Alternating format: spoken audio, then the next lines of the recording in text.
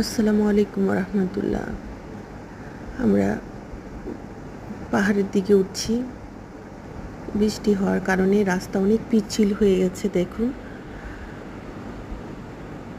আর সবচেয়ে বড় কথা হচ্ছে গাছপালা দেখেন কি যে সুন্দর হয়ে আছে।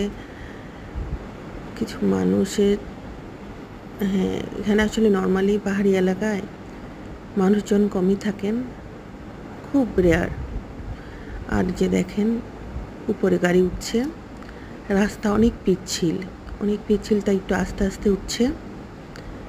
চারিদিকে শুধু গাছপালা, প্রকৃতি সুন্দরভাবে সবুজে সুসজ্জিত হয়ে আছে। আকাশটাও উঁকি দিয়ে দেখছে কত সুন্দর প্রকৃতি।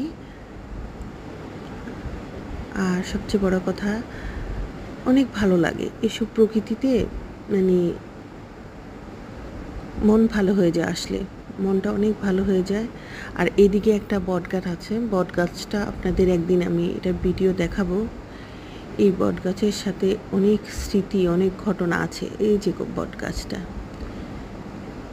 এই যে অনেক বড় একটা বটগাছ দেখেছেন, এটা নিয়ে অনেক গল্প আছে, এটা অনেক ভুতুরে গল্প আছে এটাকে নিয়ে।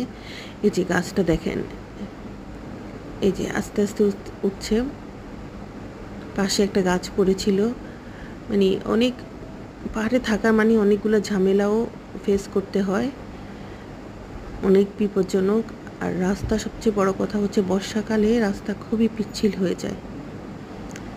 এই যে গাড়িটা বন্ধ হয়ে গেছে, স্টার্ট বন্ধ হয়ে গেছে, আবার চলছে। এইভাবেই মানে পাহাড় হেঁটে নামা বা হেঁটে উপরে ওঠা তো আরও বিপজ্জনক। যে কোনো সময়ে পা পিছলে পড়ে যাওয়া, মানে যে কেউ পড়ে যাবেন এরকম অবস্থা।